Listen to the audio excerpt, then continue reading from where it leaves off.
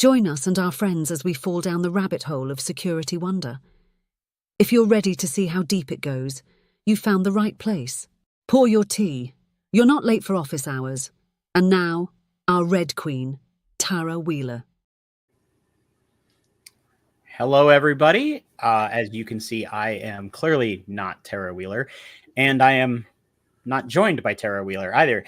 Instead, we have the Red Queen's Viceroy, Jeff Frasca, the site reliability engineer of Red Queen Dynamics. So, Jeff, how you doing today? I'm doing great today. Excellent. So got to kind of start off, and especially some of our viewers maybe have heard the term site reliability engineer, but maybe don't totally know what that means. So can you kind of explain what is it you'd say you do around here? It's definitely, it's a term, job title and description that was invented by Google 15 years ago. And it's kind of gotten a little bit, it escaped from Google and has sort of got a lot of misunderstandings around it these days. It's an approach to infrastructure work. So I am a normal software engineer for most of my job, but I'm also the person who makes sure that the servers are up or running. How do we get software from the from GitHub out into Amazon? And thanks, Tara. How do we get and then how do we and what does all of that process look like, and how do the machines run? And the approach is, how do I do that in a way that's heavily automated, gets checked in, version controlled, and looks like more of a software engineering approach to the to infrastructure, rather than okay, we're going to go grab a server, rack it in there, and then have someone sit down with it and carefully load an operating system on it, and then spend an hour configuring a whole bunch of software on it. It should be something that I'm when Tara hired me, I told her my goal was to get the infrastructure and SRE work down to be 10% of my job, and I have largely succeeded at that at this point. And part of that is because doing this at a small company is you don't need a full-time SRE, which is why we tend to be creatures of the big tech companies or larger organizations, just because that's where you have a need for a full team of engineers for that. So most of my job is normal software engineer. Well, there you go. Yeah. It's a having come from a sysadmin background and also worked in a data center where the racking and cabling was needed, and then making sure that server knew what SKU to load or what programs. So it's a cool term to have, and I mean it sounds super awesome, even no matter what. So that oh, good. I came from the sysadmin world. 20 years ago, I was looking for system administrator jobs, and that was the job title I searched for. And I just was messing around with C and Perl and Python and other things on the side and teaching myself how to code. So we've got similar backgrounds. Yeah. Just it's a different way of approaching it, or a more efficient way of approaching it, especially with obviously the availability of programming languages, but also that infrastructure as code. And I did we set up some stuff in AWS with SecurePoint, and there was kind of a moment where I'm like, oh, cool, I can use Terraform. Never used Terraform. And then I realized that I had more questions than answers for the Terraform script, because it's what are you going to call this? I don't know. And can't I just take defaults? And so it's definitely one of those things where you have to learn it. It did take me Terraform and now OpenTofu are that's my favorite way of working with Amazon. And it took a year to get used to it and to figure it out. And it was helpful to be dropped into an environment where people were using it well when I first encountered it. Definitely a difficult thing to approach from scratch. Yeah. It's anything, anything that you can automate is great, but you have to know how to automate it in the first place. There's a lot of things that you can script, but you got to know how to script it. So I've given hour-long talks on like, how do you even organize a Terraform code base? Like, what are the ways to think about and approach this? Absolutely. Well, so as a site reliability engineer, what we're going to talk about today kind of is very right to the point of it. So I guess, do you want to kind of mention how our Saturday went, or maybe the fact that I started everyone's Saturday? Well, I was going to say you were the one who raised the alarm. So we had an incident on Saturday. Yeah. So Red Queen's website did have a incident. I actually was returning from Wild West Hacking Fest in Deadwood, South Dakota. I was visiting the Mount Rushmore, checking out all that. And suddenly my Slack was exploding. And I thought, oh, I must not have had Slack access for the last, day or something. I didn't realize it. But then they were all new customers being created. And I was like, great, new customers. And then I started just realizing that it was just a spread of signups using just different emails and everything. So yes, trying to yell at everyone else, hey, this doesn't look right. And so Jeff, if you want to kind of talk about where it got picked up from there and everything. Yeah. Oh, this was my Saturday morning, so I was asleep. And when the 7,300 messages rolled through the new deployments channel, but essentially, and so what ended up happening is one of the other engineers was Ava. She's the one who did the actual like on the spot incident response when she also woke up right at 15 minutes after you had first said, "Hey guys, something's up here." But she did a fantastic job, jumped right in, shut down, basically just made a quick code change to turn off the sign up form, because clearly it was a Saturday. Most of our signups, the real signups, happen typically during business hours during the week. I think there's been one or two that happened on a Sunday. And that stopped the immediate problem. And that's, and she did kind of everything right in that moment of, there's both a bunch of things that were right leading up to it and things that she did right in the moment, which is she saw what was going on because we had it streaming right into Slack, and there was enough information in the new deployments channel to be able to see, okay, we've got a spammer who has figured out they can stuff a link into the organization title, and then that will go out in the body of the email for the invites, which was something that maybe we should have considered, but we'll talk more about that a bit. And that the clear answer is to just make a temporary change that just stops the sign up script.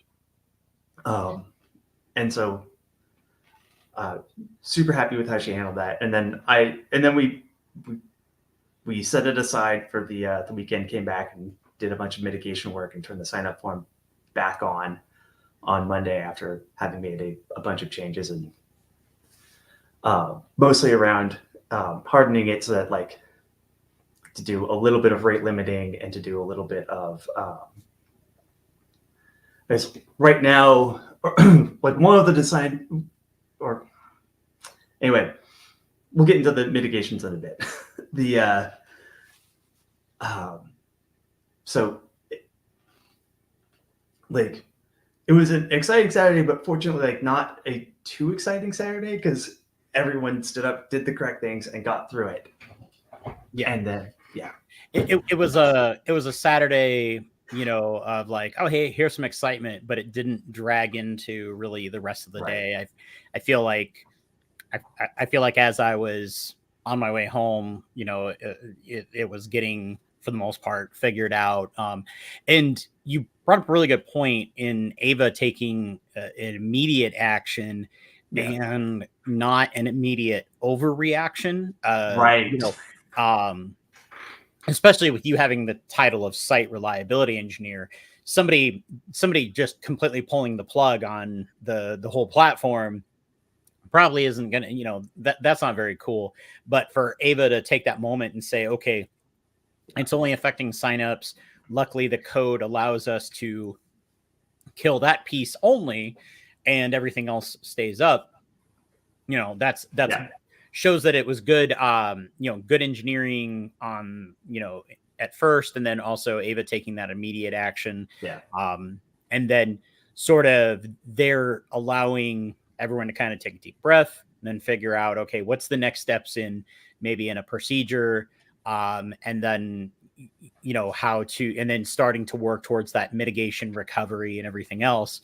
And I think that was the ability to detect that kind of stuff is probably it's just as important as being able to stop it or isolate the problem.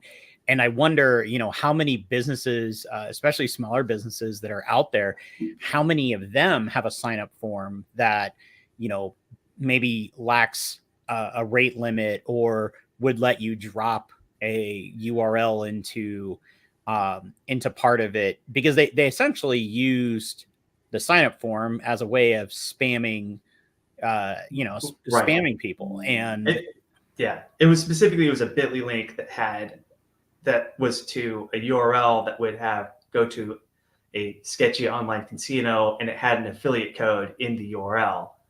So like that gives you the chain of like what was the incentive behind all of this. And so and just the economics of spam, if you get a 0.01 response rate to someone clicking on that link, it might actually be financially worth it, particularly if it's not your systems running it, or you're not paying for the system. So there is definitely a group of people or a subset of humanity that looks for forms where they can stuff values into the form in a way that it will send an email to someone that has a link that they've got. And it's not an attack that we talk about a lot, actually. Like a lot of the form validation stuff is mostly like, oh, make sure you're not having SQL injections or opening yourself up to cross-site scripting, both of which are very, very important and kind of maybe the bigger deal, but they're not the end all of form and input validation. Yeah.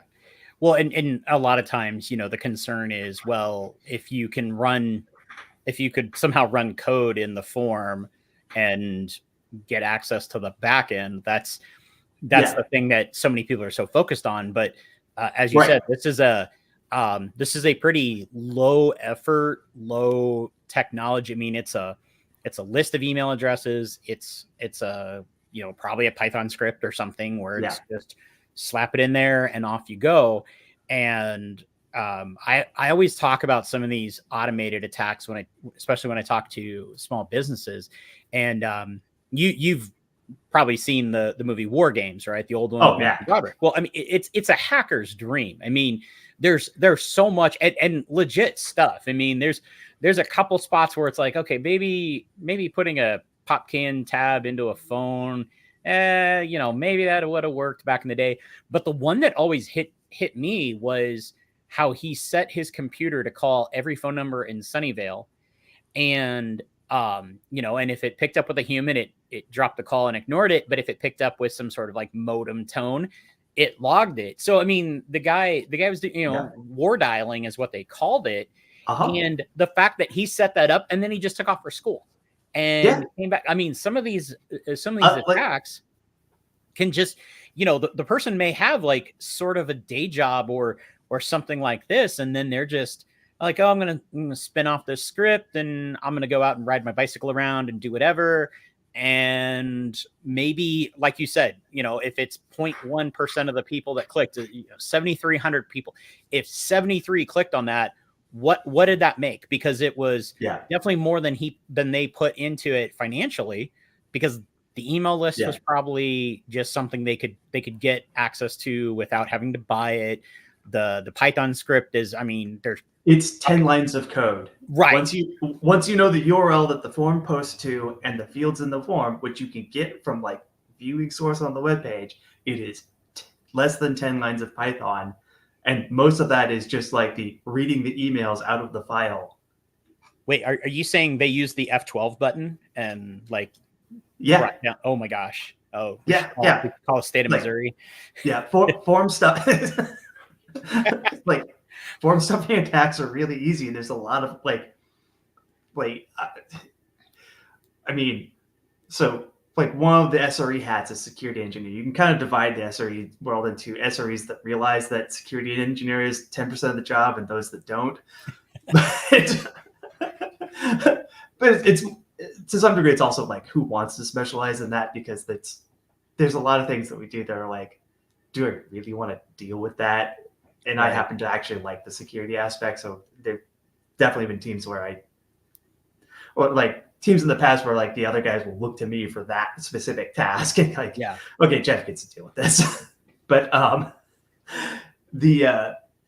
but it also means that like there's a whole bunch of like those like light hacking of like forced browsing or just like view source and like see what's going on that I do in my day-to-day like use of the internet to just work around the dark patterns and bad things that go on with modern web app design. So it's not hard, and doing these kinds of attacks are, some of them can be much simpler from the attacker's perspective, because 10 lines of code. I know exactly how I'd write that script. Yeah.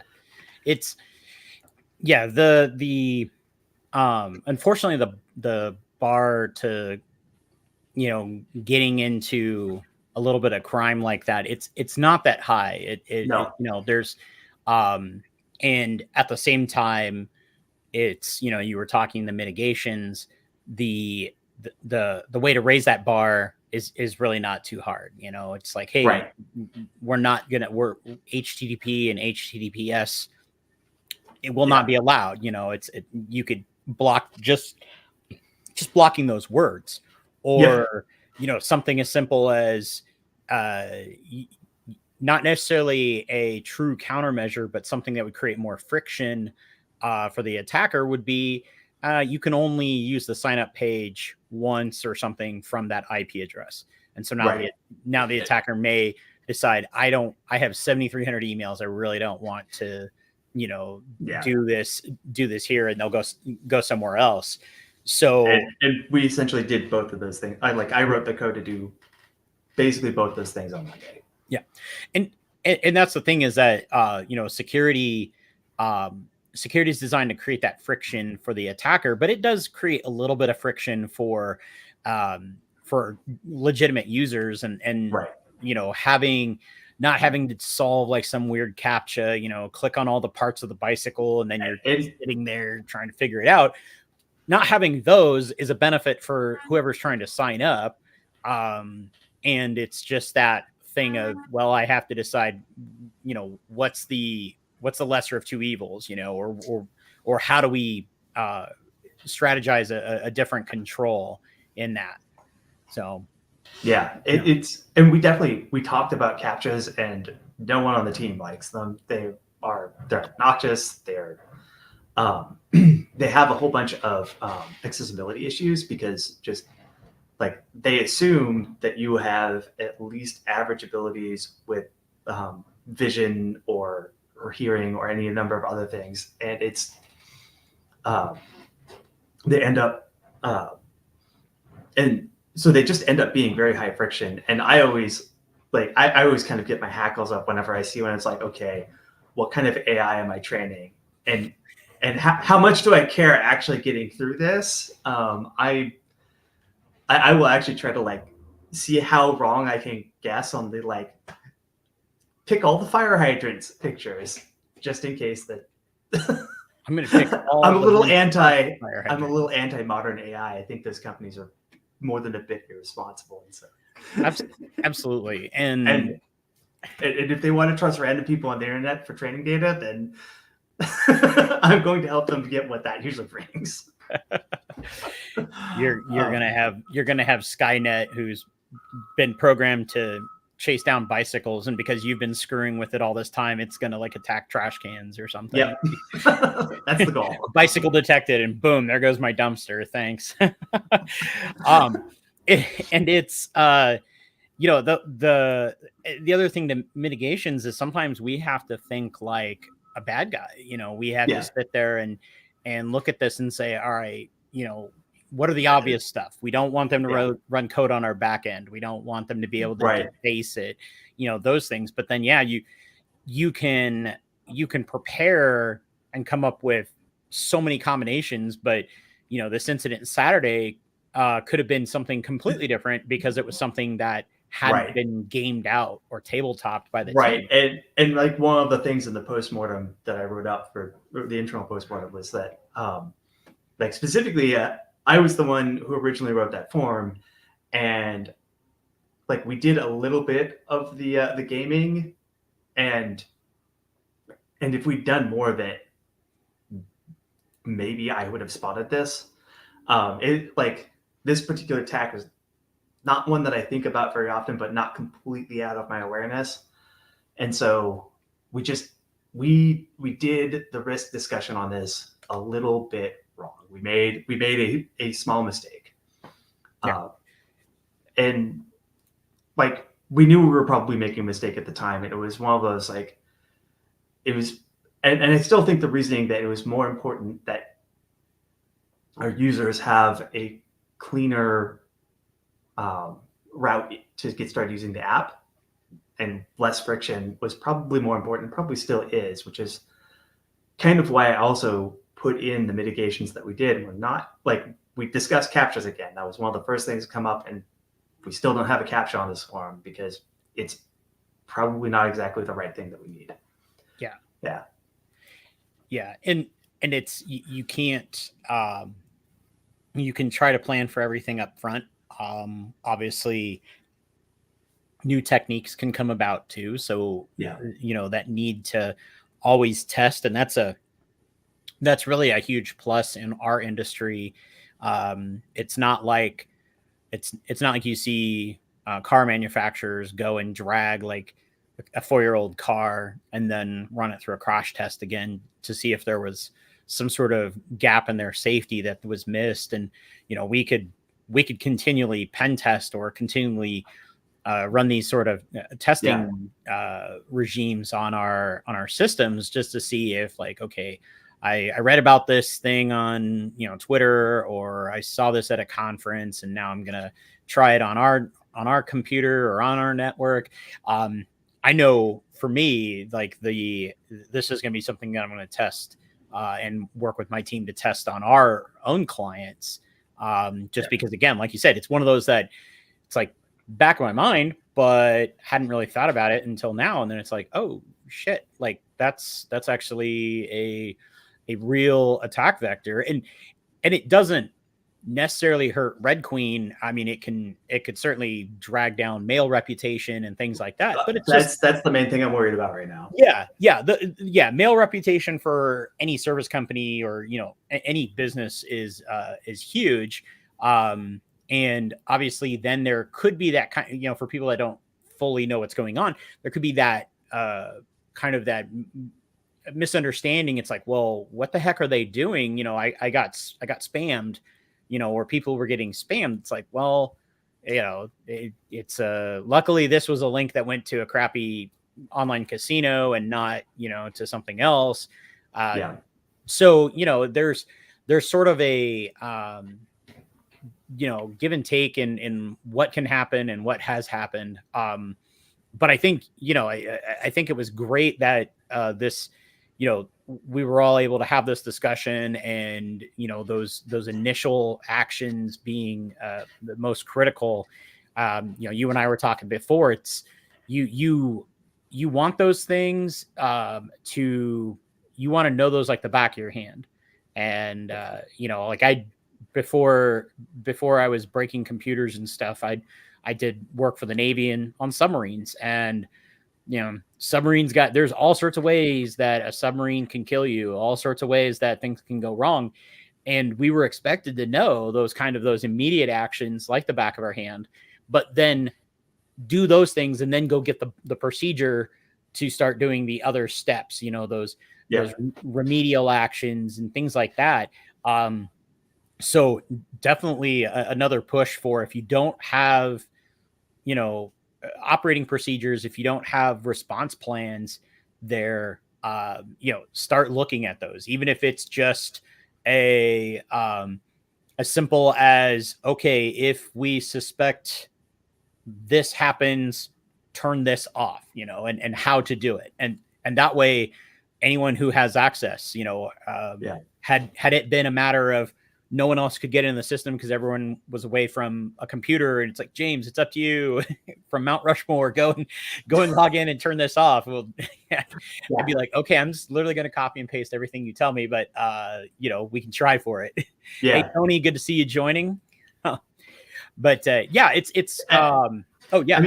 I mean, when you're developing these kind of things, particularly with computers, or for like, I've done a lot of IT response over the years. Like, I carried pagers for a number of companies, and like the thing that's always on my mind is what things are temporary and reversible versus what things are permanent and damaging, and then don't do any of the latter in an incident is kind of one of my guiding lights. Make sure that you're like, it's one of the I've also done emergency response team trainings, and like those things and search and rescue are great places to go for like inspiration for how do you even organize incident response work and think about it. And the thing that I always love from those is the first aid training includes like the step one is first do no harm. Don't break things further unless it's, or rather, only do things to make things better. Sometimes it looks like breaking things further. Again, we talked about this a little bit beforehand with like the Internet Archive attack. Sometimes extreme measures are correct. Like the thing that they did was like they just took themselves off the internet. Like you can't do a denial of service attack against something that is not there, and right. And then they can just plug back in, which they did, and now they're up and running again. And it's kind of like we did that in very small, very focused way for our incident. So it's any sort of, like you said, do no harm. And then a lot of times in emergency response, we talk about your own safety has to be there, rather than just throwing yourself into, and in some cases becoming your own casualty, your own part of the emergency. I saw a car accident one time happen right in front of me, and a few of us pulled over, ran over, and one guy, God bless his athleticism, but the guy jumped up, the car was on its side, the guy jumped up onto the car, and then promptly, like his foot, he stepped on the wheel moved, and he fell, and he broke his leg. The person who was in the car, I think a couple bumps, bruises, she was crying hysterically because, her car just rolled on its side, understandably. She was pretty much fine. This guy, now he gets to take the ride. He's going to get transported. And it's like, what was the one of the rules from Zombieland, don't be a hero. And I'm like, you can be a hero, but don't be the one that just like, I'm indestructible, I'm going to run into this. And I think that in any sort of response situation, is massive, even incident response, because I think the equivalent to that, and I've seen it during tabletops, is you get the one person who dominates the incident and then doesn't allow that, other ideas to flow around. Right. In fact, I did a tabletop for a client, and they had one of the incident responders was definitely dominating the conversation. And, for the most part, what they were saying was accurate, but it's like, you have a team. It's not just you.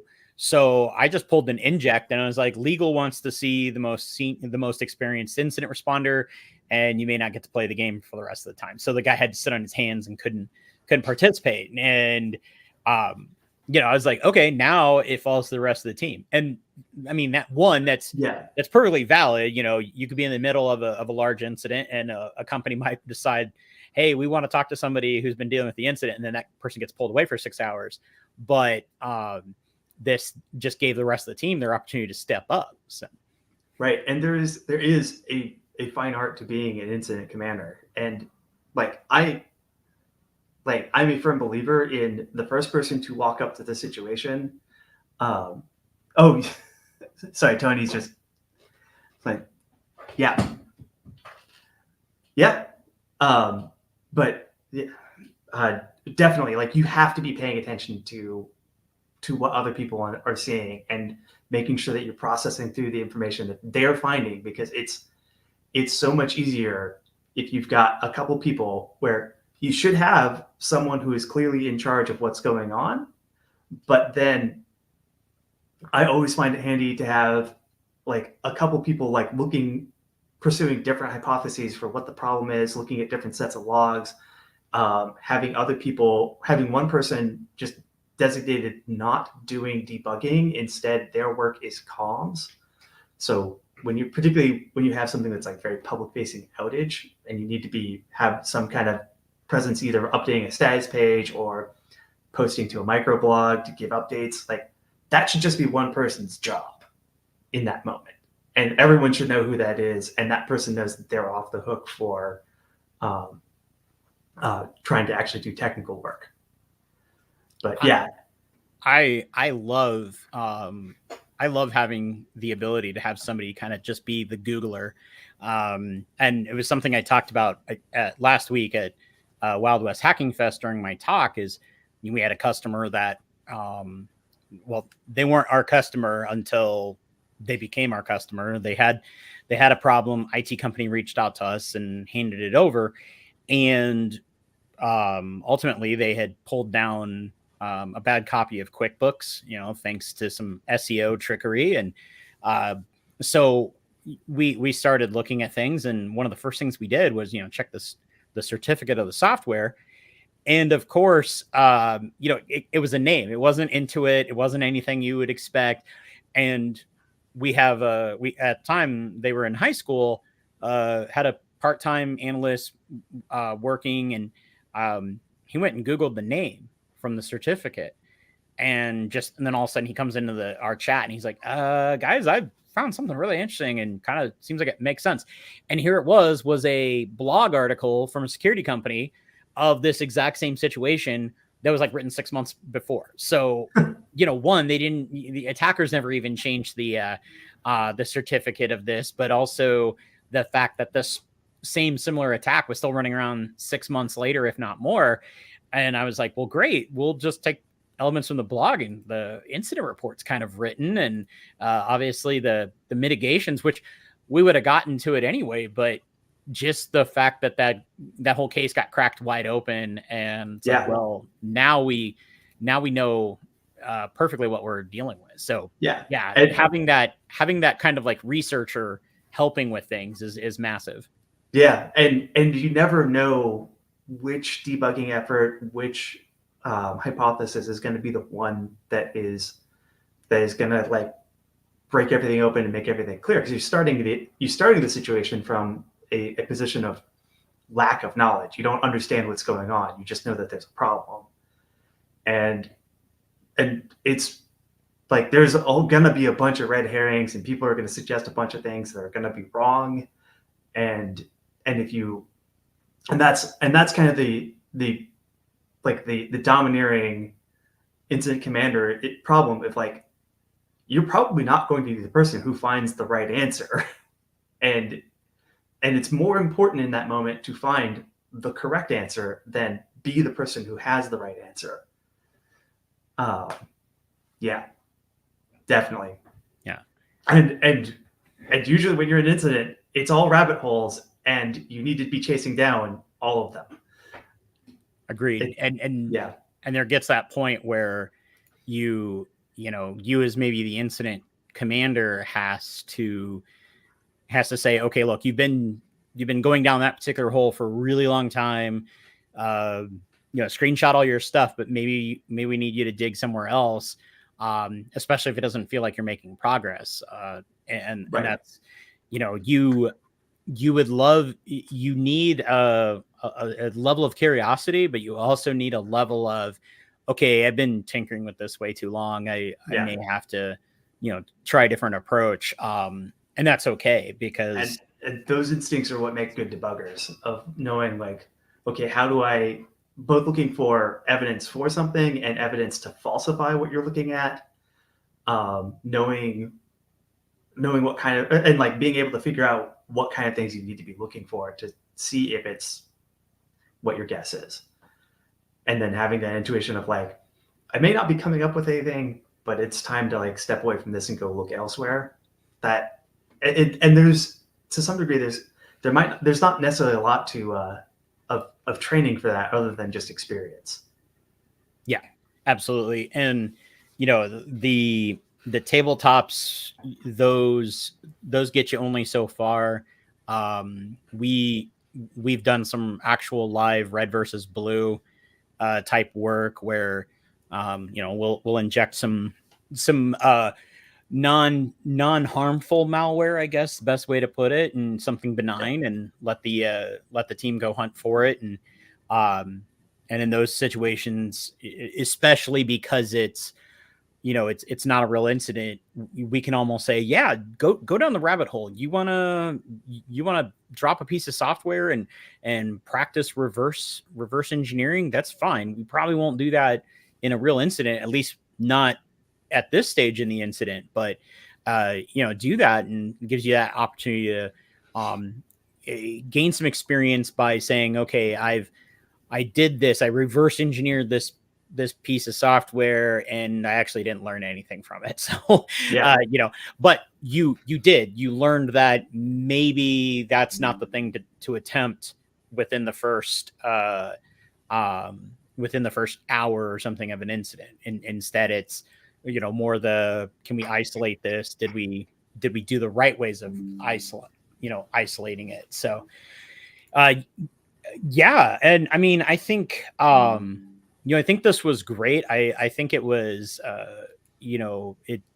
incident always sucks. Especially one that, it's like weekend, but, consider ourselves lucky that it was fairly, I don't know,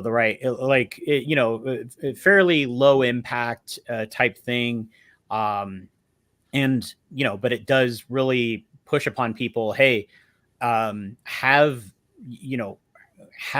the information that things are happening is super critical, because that, if you didn't have the new deployment sign up, the person could still be doing it for all right. You might get to a point where you're like, things seem to be running really weird or something, and then you realize, oh, there's 20,000 new fake customers in here. What the heck? So that is, that's the big piece. And then, knowing how to mitigate things, how to recover from those incidents, they're all critical parts. Yeah. And if anyone's curious about, like what all that logging and metrics and how do you think about what to expose and what to just leave in log files and whatnot, like SREs call that work observability, that's kind of the term to Google for. It's jargon, but it basically just means how do you instrument the system, or thinking about how to instrument the system, and like what's going to be the important things to and there's a lot of it is also just experience. Like that's one that I knew that we wanted to be able to see, because I knew that particular form was particularly exposed, but it's also, yes, why do you need to log this? And kind of this was like, oh, something's wrong with the form, was like bullet point number 3 on why I needed to log this.